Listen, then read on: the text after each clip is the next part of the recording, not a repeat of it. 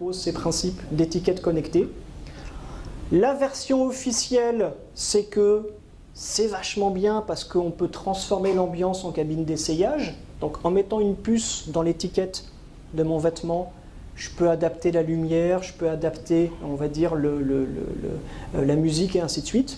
La version officieuse, c'est qu'il traque les déplacements des clients. Voilà, un client qui va prendre un produit, donc qui va l'extraire de son cintre, on va regarder quel parcours il va faire dans le magasin. Est-ce qu'effectivement il va bien se diriger vers la cabine ou est-ce qu'il va faire un tour par d'autres rayons ou est-ce que voilà, ça sert plutôt à ça en fait. Ça sert à essayer de comprendre quel est le parcours du client dans le magasin et comment il se déplace et combien de temps en fait, est-ce qu'il va hésiter à ramener le produit dans la cabine d'essayage ou pas. Autre expérience incroyable, c'est toutes les cabines d'essayage virtuelles. On en retrouve notamment chez Topshop avec un dispositif de Microsoft, Kinect, donc c'est le même que celui qui est au-dessus de la télé, où vous vous baladez dans une allée et vous allez tomber sur un écran qui va vous représenter, vous, en surimpression, un produit. Ils savent le faire, ça fonctionne très très bien, enfin, il y a une technologie qui est tout à fait au point. De même, chez LG, ils proposent ça en Asie, l'équivalent, donc des grands panneaux. Pas dans ce format-là, parce que là, la télé que vous avez devant vous, elle est en format paysage, mais plus en format portrait, donc en hauteur. Donc quand vous passez devant, par exemple au bout d'une allée ou à une intersection, on va vous représenter en surimpression avec un produit et vous dire, voilà, ce produit, il est là. Donc ça, c'est quand même assez intéressant en termes de captation de l'attention et en termes de, voilà, je plaque le produit directement sur le client. C'est quand même assez fort. On a également beaucoup de choses qui sont faites avec la réalité augmentée, à savoir comment est-ce que je peux apporter une couche d'information supplémentaire là où est le client. Que ça soit à droite, avec notamment une application qui est développée par IBM, ou avec mon smartphone, je vais me trimballer dans les rayons et je vais regarder quels sont les produits qui sont en stock, quelle est la composition des produits, quel est le prix, quelles sont les recettes qui lui sont associées. On a également des applications, l'équivalent de ce qu'on a vu chez Topshop ou chez CEA, là c'est ce qu'on voit en bas à gauche, la Kinect Shop, pour pouvoir essayer des fringues mais chez soi. Donc vous vous mettez devant votre télévision, vous allez sur un site web en particulier et il vous propose d'essayer virtuellement les fringues, donc de les mettre en surimpression sur vous. Et vous avez des dispositifs encore plus forts comme le A-Ring en haut à gauche pour les non-voyants. Les non-voyants, ils vont enfiler une bague et la bague va leur donner des indications de couleur en fait. Donc il y a une caméra sur la bague, une caméra qui va retranscrire la couleur sous forme de braille. Donc là, il enfile la bague et il a du braille qui va lui indiquer quelle est la couleur du vêtement qu'il a approché avec sa main. On a également, ça c'est pas mal ça, des caddies connectés. Des caddies qui vous permettent, là par exemple, le Smart Cart à droite. J'ai une liste de courses parce que je commande régulièrement sur Internet. Et ma liste de courses, elle est associée à ma carte de fidélité. Quand j'arrive en magasin, je récupère un caddie, je passe ma carte de fidélité devant le caddie, on va me remonter ma liste de courses. Je valide et à partir de là, on va me calculer quel est le parcours optimal, le parcours le plus performant pour récupérer tous les produits sans que j'ai à faire 15 fois le tour des rayons. On va également, au passage, forcément me dire « Ah, vous vouliez du Coca ?» Attendez, il y a du Pepsi, c'est pas mal le Pepsi aussi. Puis en plus, c'est en promo, donc au cas où, c'est juste là, puisque vous passez devant, voilà. Et on a également des expérimentations à grande échelle, notamment chez Hillman, qui est aux États-Unis. Eux, ils ont mené une expérimentation sur plusieurs mois et ils ont constaté une hausse de 70% du chiffre d'affaires. 70%, pas 7, ne voyez pas. C'est quand même assez important. Il y a un investissement, bien évidemment, pour pouvoir, on va dire, renouveler les caddies et pour installer toutes les applications et toute la mécanique qui va derrière, parce qu'il faut récupérer la liste de courses, il faut connecter ça au système CRM et ainsi de suite. Il n'empêche que plus 70% de chiffre d'affaires, c'est pas rien quand même. C'est pas rien. On a aussi, ça c'est très intéressant, des écrans transparents qui commencent à arriver. À gauche, vous avez un prototype de chez Samsung. En fait, ce que vous voyez, c'est que là, il y a un téléphone dans la vitrine et qu'on va afficher des informations sur la vitrine. À droite, vous avez un prototype qui a été réalisé pour Nestlé. C'est une armoire réfrigérante en fait. Donc là, ce que vous avez dans la vitrine, c'est des pots de yaourt. Donc imaginez-vous, chez Picard ou autre, vous savez, les grands bacs refroidissants, enfin, les immenses réfrigérateurs derrière lesquels il y a les produits. Ben là, dès qu'on s'approche de la vitrine, on va commencer à afficher des informations. Ce sont des surfaces qui sont également tactiles, donc on va pouvoir éventuellement demander plus d'informations, la composition, l'origine des produits, le nombre de calories, avec quelle recette est-ce que ça se marie, quel produit est en promotion et ainsi de suite. Donc on va pouvoir commencer à ramener de l'information qui jusque-là n'était disponible que dans les sites web, directement sur le lieu de vente, directement sur des surfaces qui aujourd'hui ne sont pas exploitées. Donc les écrans, les panneaux en fait de verre, qu'il y a sur les blocs de réfrigération. Et alors, le stade ultime, c'est les imprimantes 3D. Vous vous doutez bien qu'à un moment, j'allais vous parler des imprimantes 3D. Oui, il y a pas mal de choses dont on entend parler aujourd'hui autour de tout le gain de temps que procurent ces imprimantes 3D pour le prototypage. Une imprimante 3D, ça ne sert pas que à prototyper, ça sert aussi à matérialiser le produit. On a notamment à Hong Kong une marque de lunettes qui s'appelle Protos Eyewear, où en fait, quand vous arrivez en boutique, on va passer votre visage au scanner 3D et on va dire, prendre vos mensurations et vous construire en une demi-heure le cadre des lunettes qui est exactement, on va dire, adapté à la forme de votre visage. Ce sont des cadres avec des tailles de verre standards, donc les verres ils sont commandés ailleurs, là où ils se fournissent habituellement. Par contre, ce qui va changer, c'est le cadre.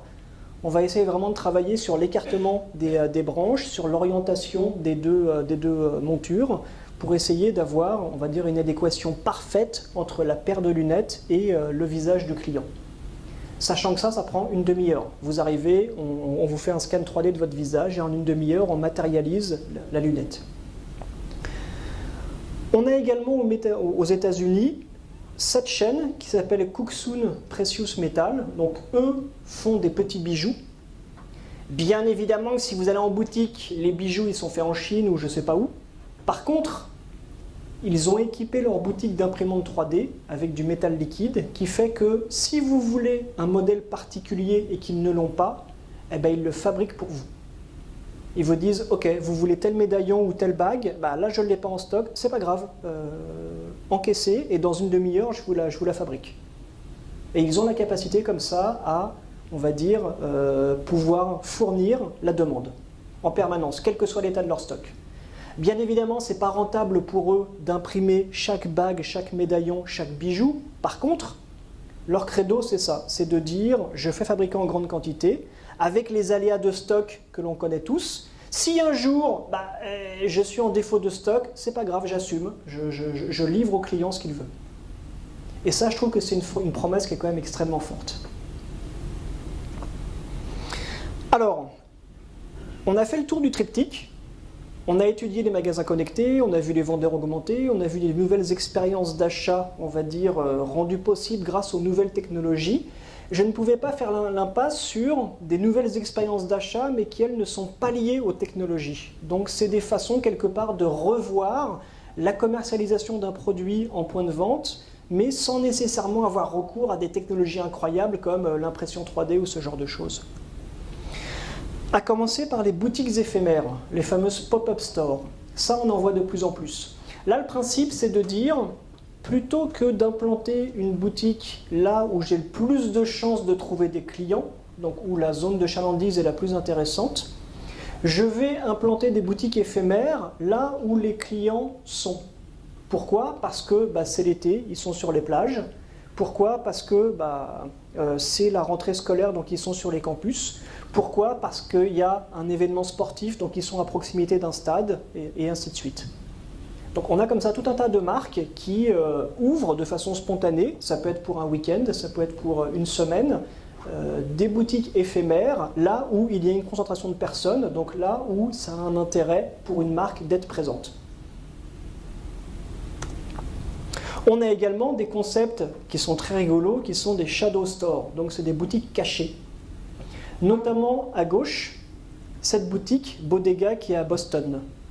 C'est une boutique qui est cachée pour rentrer il faut le code. Ça veut dire qu'elle est planquée au sous-sol d'une supérette Afro. Voilà, si vous allez au fond de la supérette, il y a une porte avec un code. Voilà, vous tapez le code et après vous descendez dans la boutique pour éventuellement acheter des fringues. Quel type est assez malade pour cacher sa boutique, ne donner à personne l'adresse et mettre un code à la porte? Oui, il n'empêche que ça marche. Grâce à cette astuce, il fait venir des clients dans sa boutique. C'est contre-intuitif, mais ça fonctionne. Pourquoi? Parce que, vous avez le code? Vous n'avez pas le code? Ah, moi je l'ai le code. Pas de chance. Moi je l'ai le code. Voilà. J'ai une fringue de la boutique que personne ne sait où c'est, que personne n'a le code. Voilà. C'est la rareté qui fait la valeur de la fringue. Dans un style plus ou moins équivalent, vous avez à Amsterdam un bar qui est caché au sous-sol d'une boucherie, qui s'appelle The Butcher.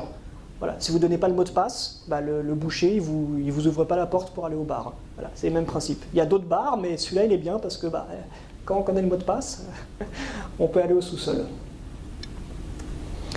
Et enfin, une dernière catégorie d'expérience que je trouve tout à fait intéressante parce que d'un côté, on a ces nouvelles boutiques extrêmement sophistiquées comme les Apple Store, on a toutes ces expérimentations autour de technologies révolutionnaires, la réalité augmentée et ainsi de suite. Donc on a toute cette débauche de moyens pour faire acheter toujours plus. Ça plaît, mais également ça déplaît. Ça déplaît à une frange de la population qui se positionne en rupture par rapport à ça et qui dit voilà, moi je ne veux plus consommer. Et je pense que c'est important de le mentionner.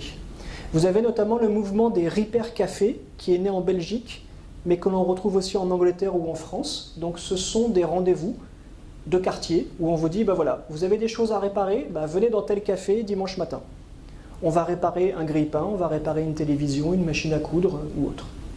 Voilà. Vous n'avez pas envie d'acheter, parce que acheter, toujours acheter, j'en ai ras-le-bol d'acheter, je suis esclave de la société de consommation, non, j'ai plus envie d'acheter.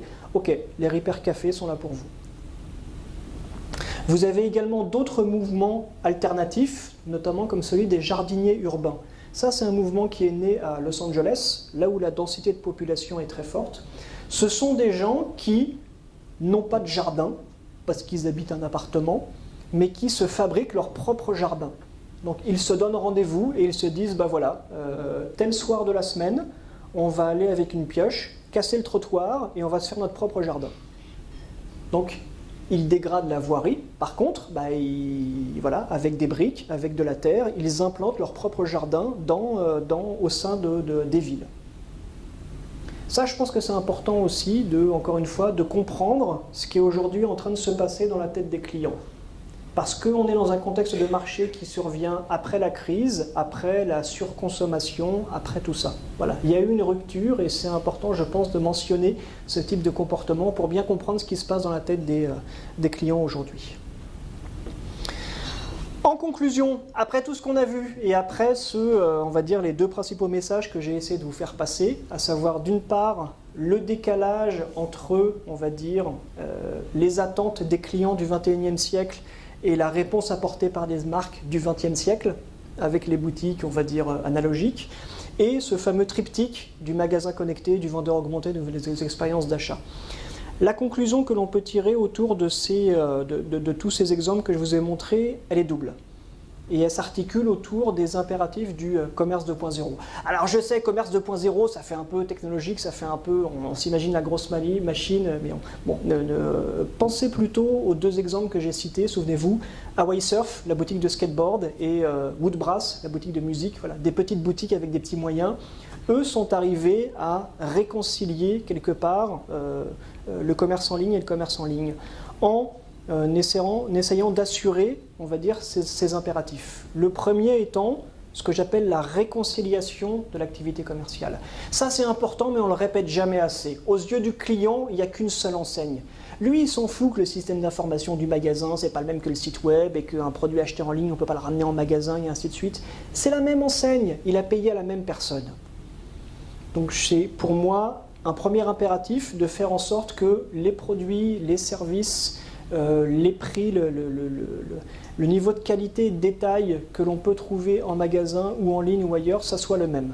Ça, pour moi, c'est essentiel de niveler quelque part le niveau de service, que vous soyez en ligne ou hors ligne. Et le deuxième impératif, c'est d'avoir une gestion de contenu unifiée. Pourquoi? Parce que plus vous multipliez quelque part les applications informatiques, plus la gestion de contenu elle est complexe. Parce que vous avez des informations de prix, de quantité, de description, des photos, des choses comme ça, qui sont potentiellement éparpillées entre votre force de vente, vos points de vente, votre site web, les marketplaces sur lesquels vous pouvez vous trouver. Donc c'est pour moi le deuxième impératif, c'est d'essayer d'unifier le référentiel produit pour faire en sorte qu'il n'y ait à instant T qu'une seule information valide sur la description du produit, son prix, ses caractéristiques, sa disponibilité, et ainsi de suite. Voilà, donc essayez d'aller vers des outils de gestion de contenu unifiés qui permettent d'avoir une information qui soit riche et viable sur des tablettes comme celle-ci, sur des applications mobiles, sur la boutique en ligne ou dans les magasins. Voilà, je vous remercie pour votre attention. De toute façon, maintenant, si vous avez des questions, je suis à votre disposition. Je vous engage également à aller manipuler ces produits pour bien vous rendre compte de quelle expérience est-ce que ça procure. Merci pour votre attention.